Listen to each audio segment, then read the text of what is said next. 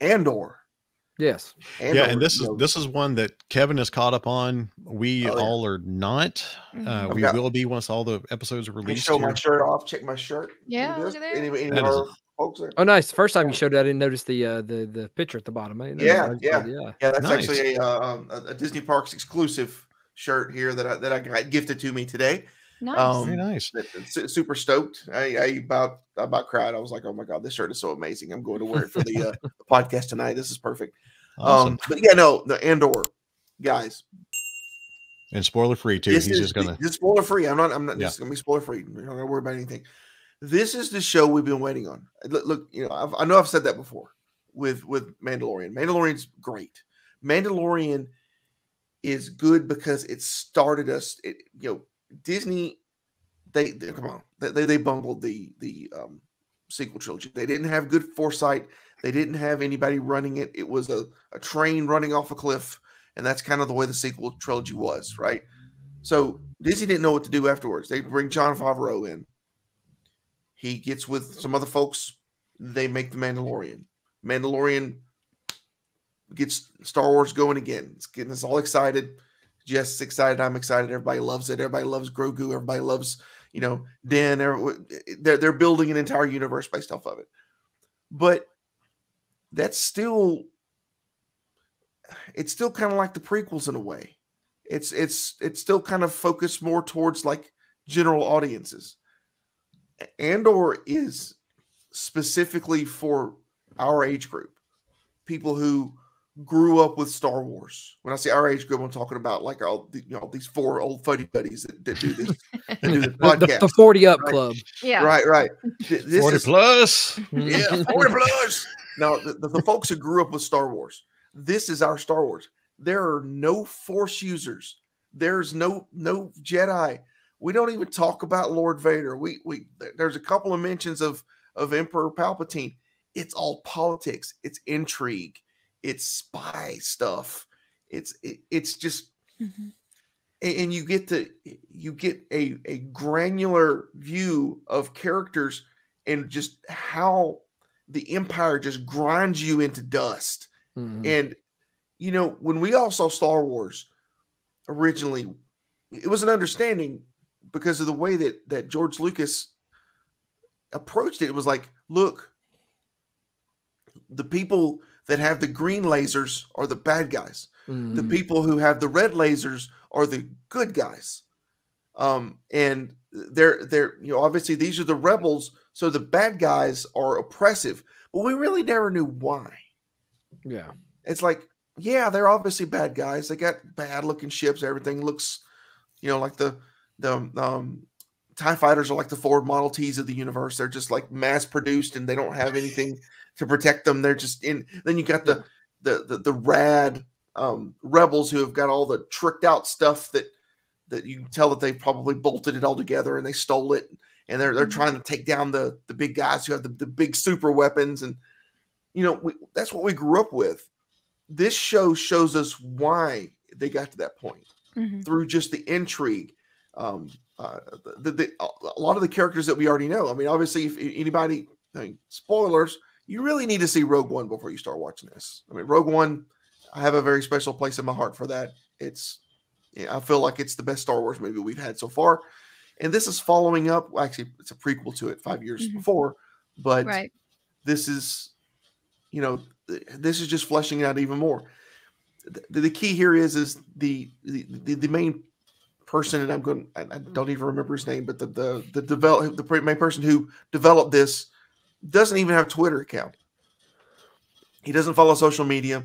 He just will pop in every once in a while to see what people are saying about his show, and he is just ecstatic. He didn't know much of anything about Star Wars when he started this. This is the guy who did the Bourne Identity stuff. He's knocking it out of the park. It is pretty much known right now as pretty much the best thing on TV. Andor is. I mean, and that's not just me saying that. That's all over the net. Tony Gilroy. Tony Gilroy. Yeah, thank you. Yeah, Tony Gilroy. Yeah, I read the same thing. I read a lot of people are just loving how this is not, like you said, not having the Force users, not being pulled in that direction, and that the storyline is just phenomenal. Yeah, this is something brand new, guys. This is something we've never had. This every Star Wars show follows a baseline formula. Mandalorian does, all the movies did it, even Rogue One to a point did it because it was a movie and it needed that. This is totally detached.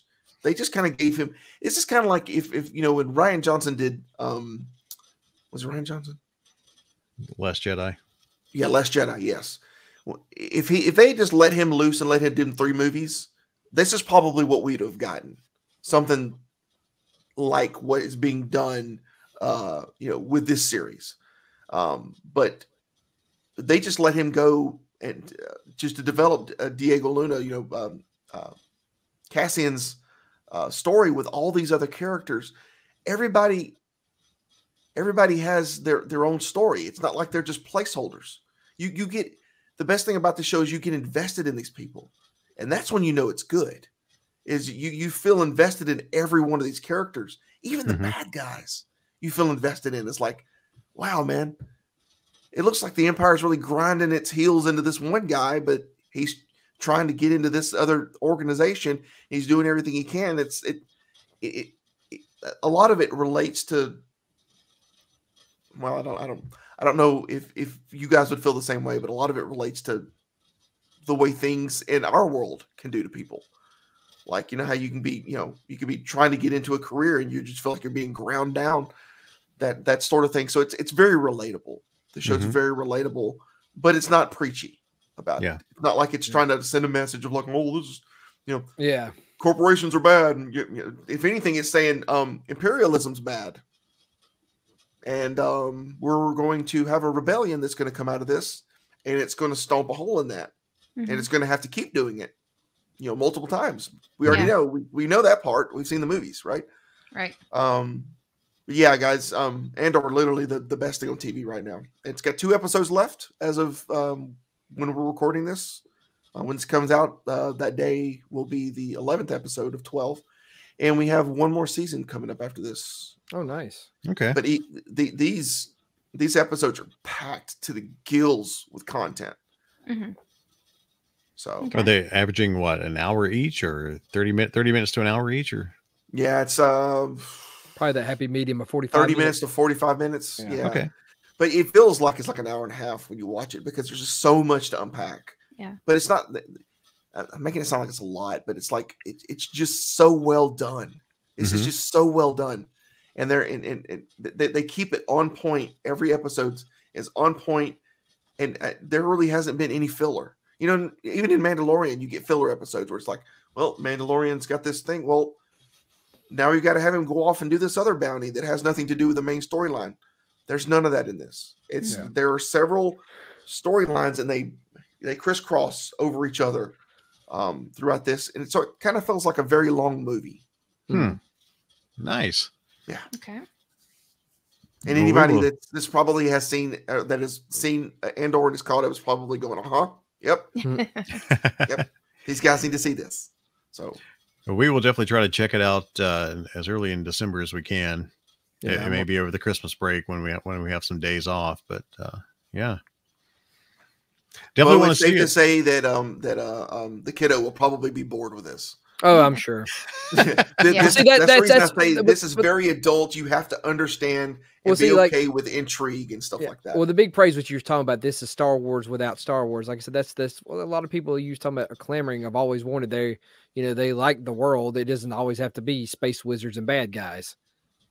Yeah, I mean, you guys remember what I was saying early on when we were watching Mandalorian when we first started out. I was saying, man, it'll be so great.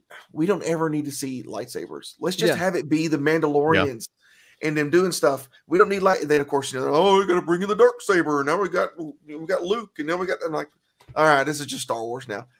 That stuff is probably never going to happen in Andor. They have no reason to bring any Force user of any kind. There's no reason for it. Yeah. Because Nice. Well, I'm looking forward to that. I hate we haven't kept up with it. We're going to have to rewatch the first 2 episodes because I have completely forgotten. We might just have to do just a complete binge through the whole. Yeah. That's why I was waiting for the entire thing to be there so I can just knock it out in one big, like you said, a big long movie, which that's fine. Yeah.